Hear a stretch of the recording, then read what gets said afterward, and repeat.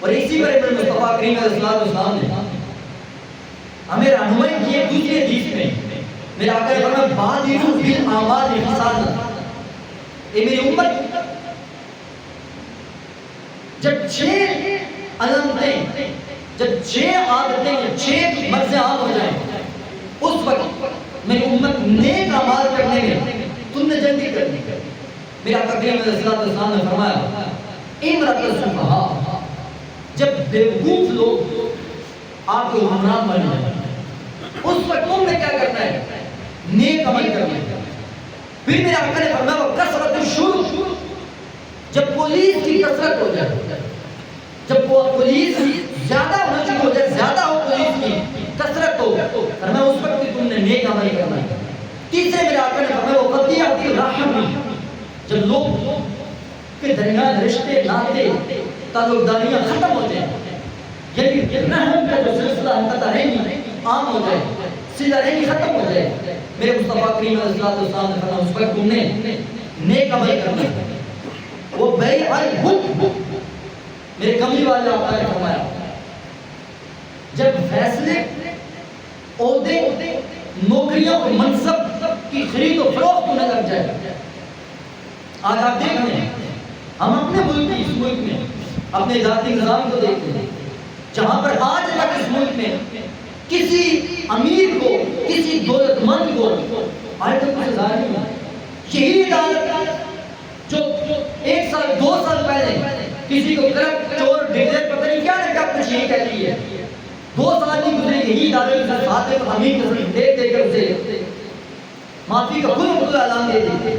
آج نوکریوں کا دیکھ رہے ہیں ہمارے اس ملک میں، ہمارے معاشرے میں شاید کسی بھی شعبے میں دیکھتے ہیں شاید چند فیصد ایسے لوگ ہوں جو قابلیت کی بنیاد پر آتے ہیں، ورنہ نوکریاں پہلے پیچھے کی ہوتی ہیں، اشتہارات بعد میں آتے ہیں. پھر NTF کی صورت میں بھی ان بیچاروں سے الگ فیس دی جاتی ہے اور چند لوگوں کا کوٹا پہلے ان کے نام میں درج کر دی جاتی ہے. میرے آقا نے فرمایا اس دور کے اندر بھی یہ بھی بہت بڑا خطرہ ہے. لوگوں کے حقوق کسب ہوتے ہیں، لوگ متنفر ہوتے ہیں اور لوگوں کے اندر اپنے یہ جو سسٹم ہے، قانون ہے، آئین ہوتا ہے، اس پر اعتماد اٹھ جاتا ہے. یہ آج والے معاشرے میں سب سے بڑی خرابی میں سے ایک خرابی یہی ہے کہ ہمارے فیصلے آئین اور قانون اور اصولوں کی بنیاد پر نہیں ہوتے.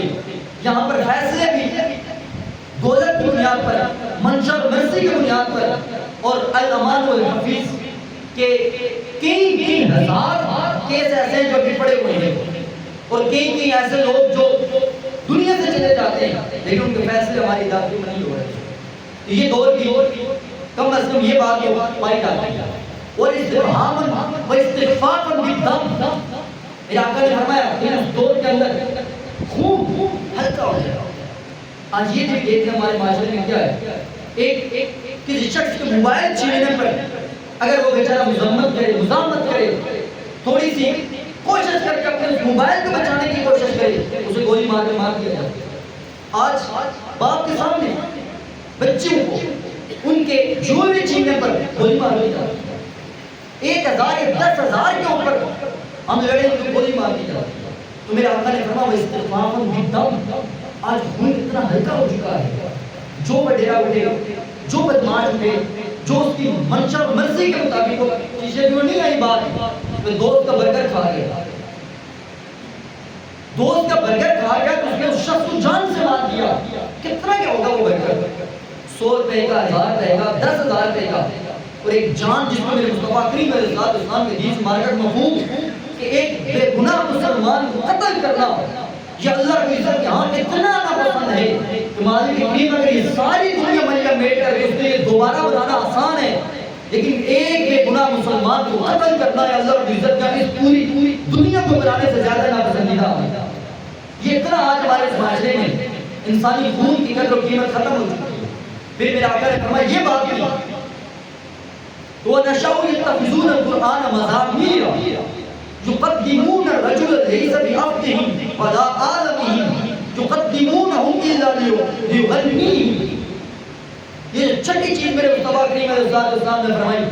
تو اس وقت جب 6 بیماریوں میں سے چھٹی بیماری فرمایا کہ ایسے ایسے نوجوان، ایسے ایسے لوگ پیدا ہوں گے جو قرآن کو گا گا کر پڑھیں گے.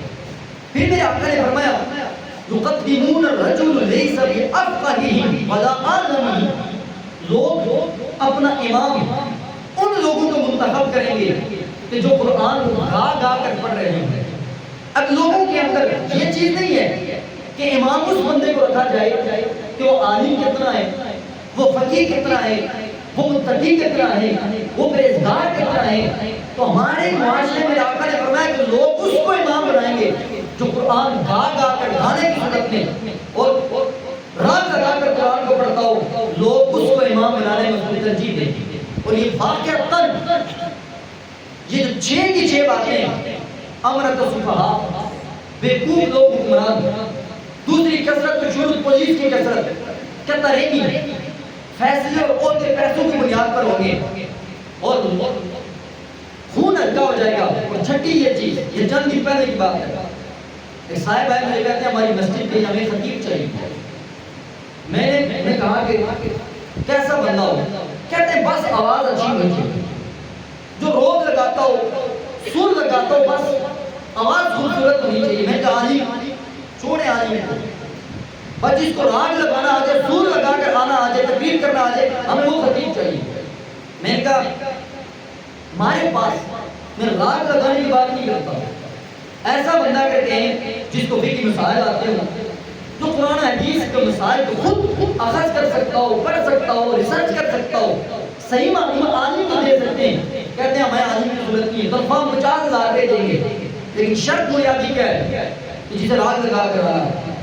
اب آقا کریم علیہ السلام نے 1500 سال پہلے جن چند خصلتوں کو متعلق فرمایا ہے، 6 کے 6 یہ خصلتیں آج ہمارے اس معاشرے میں منو ان پائی جا رہی ہیں.